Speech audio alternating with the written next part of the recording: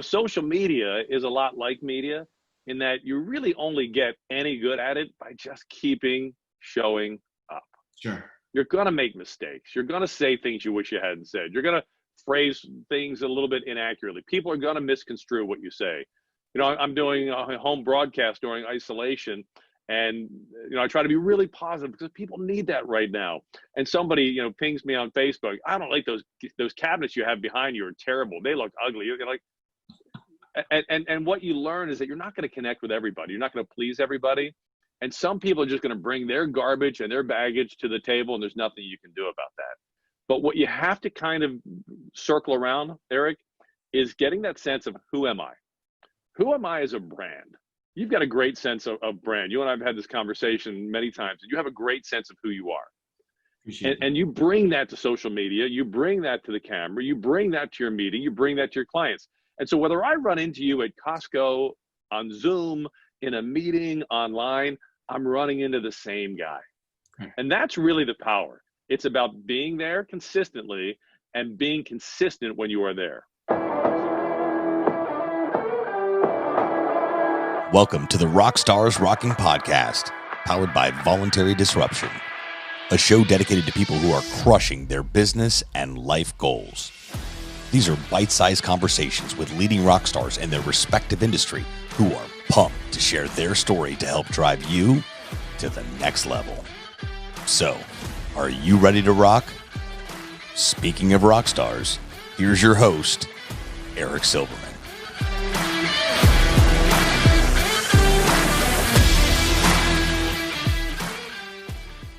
Hey, social friends, welcome to another episode of Rockstars Rocking. That's hashtag for Rockstars Rocking. My name's Eric Silverman, and I'm happy to be here with my good friend, Gerry Sandusky. What's up, Gerry? All good, my man. How you doing today? I'm doing incredible. Thanks for asking, bud. For those of you that are not familiar with Gerry or not aware of Gerry, by the way, it's Gerry with a G, not a J, and he can talk about that more. But just so you're clear, there's a big, stark difference between Gerry Sandusky with a G and Gerry Sandusky with a J. But again, I'll let him go over that. So those that aren't familiar with Gerry, Gerry is the voice of the Baltimore Ravens. I bet Gerry's actually impressed that I own anything Ravens. I like the Ravens. I do like football, but I'm passionate by all capacity to my Baltimore Orioles, which he knows, and I suspect he probably assumed I'd be in an Orioles shirt, so I got you. So he's the voice, the play-by-play announcer of the Baltimore Ravens, and he's also a celebrity on TV every single night on our local NBC affiliate. Gerry, look, what I wanted to talk about today is what's going on in the world with the lack of the ability to communicate properly, how so many people are not nearly as good on camera as you are. I'm not as good. I'm learning from you every day and trying to make this up as I go. But Gerry, tell us what you would recommend folks do, and ultimately, feel free, please get into what you do off the field. Sure. So let's tackle the communication piece first. What we've seen in isolation because of the coronavirus is the world has been forced into their own corner. And that has squeezed the world down into a two-dimensional frame. That's what we're using right now. So we're used to having meetings in three-dimensional rooms.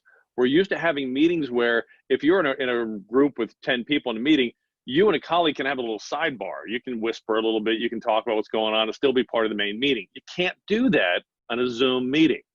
In a Zoom meeting, everybody has the exact same amount of real estate. And everybody has the exact same voice. And so you've seen this squeezing down from the three-dimensional world we used to communicate in into a two-dimensional world, which for years I've worked in, for 30-some years, we call television. Television is a two-dimensional world. And so there are certain rules you have to keep in mind. And here's one of the first ones that nobody thinks about.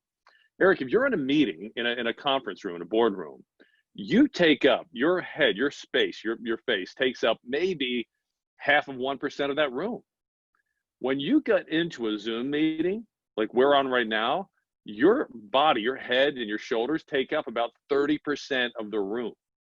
So everything you do in terms of facial reactions, smiling, not smiling, frowning, checking out, looking around, has added impact. It's true.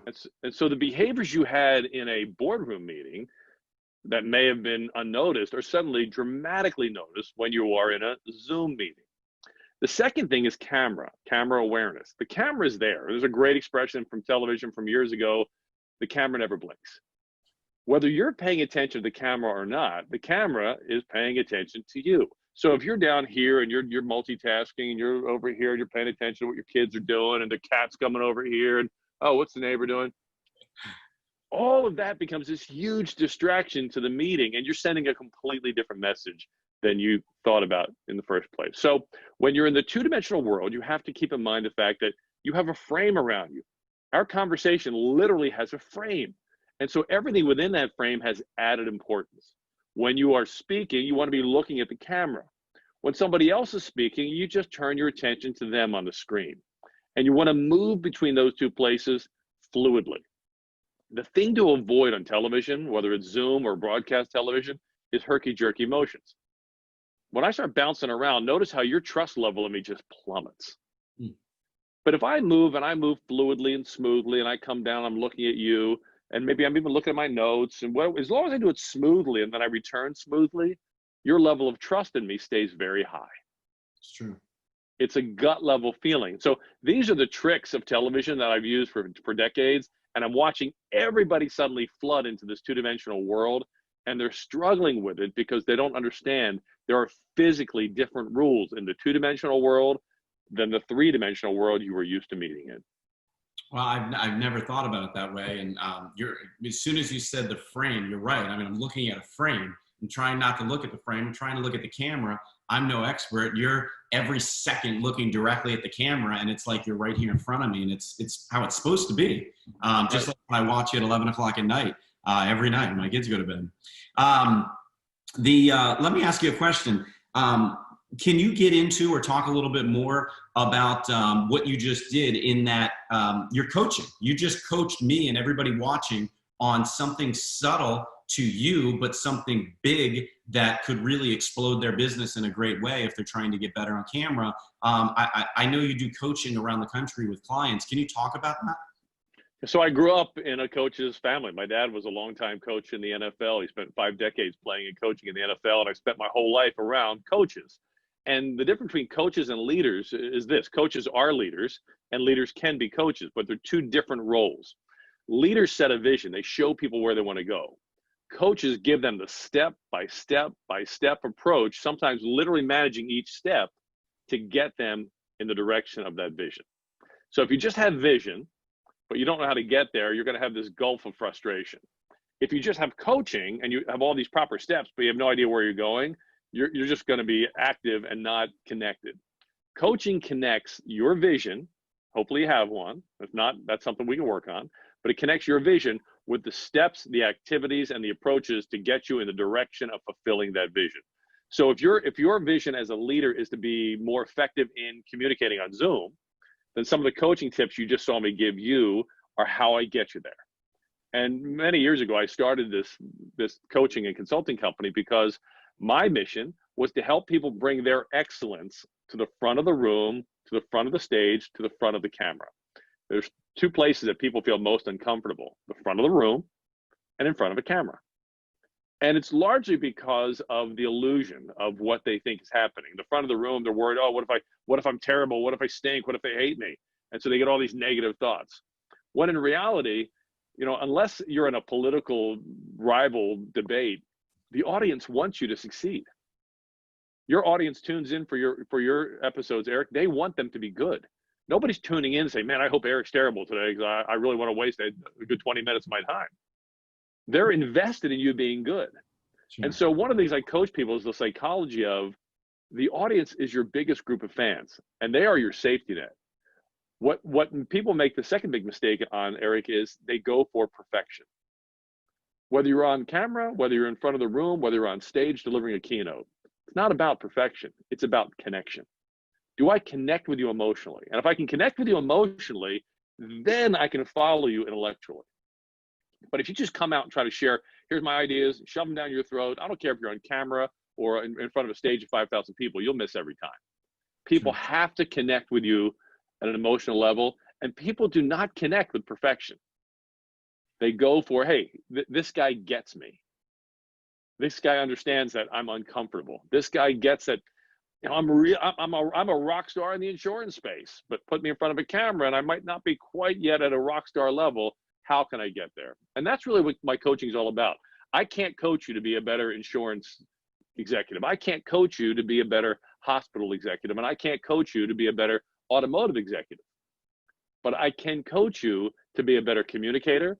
I can coach you to be better with your presentations. I can coach you to run more effective meetings so that you become a better executive. That's the power of it. So with that in mind, right, everybody's looking at, and it's a stark difference between you and I. I'm not 30 years experienced on camera, and I'm just being me. I'm being authentic and genuine and human. And I think you're right a lot, particularly when it just comes to social media. A lot of my connections and friends are trying to get bigger on social media to raise their marketing game. And the biggest question I always get is, well, but you know, I don't know what to post and how to do it. And, you know, it's not perfect. And they say that word all the time, perfect. Oh, yeah. And the question I would have for you is, again, you've been doing it so long, but do you remember the days when you weren't quite as perfect as you appear to be now? And, you know, can you tell everybody that you too, I'm sure, I got to imagine, have made mistakes and fumbles on air, be it on TV, not for broadcasting a Ravens game? Man, I made plenty of them just yesterday, and I'll make more of them today. It's literally a function of just keep showing up. You know, social media is a lot like media in that you really only get any good at it by just keeping showing up. Sure. You're going to make mistakes. You're going to say things you wish you hadn't said. You're going to phrase things a little bit inaccurately. People are going to misconstrue what you say. You know, I'm doing a home broadcast during isolation, and, you know, I try to be really positive because people need that right now. And somebody, you know, pings me on Facebook, I don't like those cabinets you have behind you are terrible. They look ugly. You're like, and what you learn is that you're not going to connect with everybody. You're not going to please everybody. And some people are just going to bring their garbage and their baggage to the table, and there's nothing you can do about that. But what you have to kind of circle around, Eric, is getting that sense of who am I? Who am I as a brand? You've got a great sense of brand. You and I have had this conversation many times, and you have a great sense of who you are. And you bring that to social media, you bring that to the camera, you bring that to your meeting, you bring that to your clients. And so whether I run into you at Costco, on Zoom, in a meeting, online, I'm running into the same guy. Okay. And that's really the power. It's about being there consistently and being consistent when you are there. So, you know, if I suddenly show up and I'm making all these off-color jokes and really offensive things, that's not my brand. And so, you know, if you're a professional comedian and that's your brand, that would work. But me doing that, that's not going to work. And so you see this a lot with social media as well as media presentations and in-person presentations. People think, I've got to start with a joke. Well, are you naturally funny? If the answer is no, why would you start with a joke? It's true.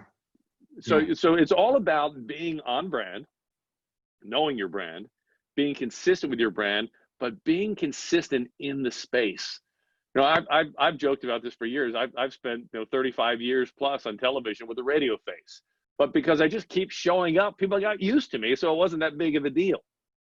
A lot of it is just show up. You've seen it in your industry. Mm-hmm. I've seen this with young broadcasters who come into my industry, and they'll say, "What's the number one key?" Well, the number one key is just show up tomorrow, because if you just keep showing up, you'll outlast 90% of the competition.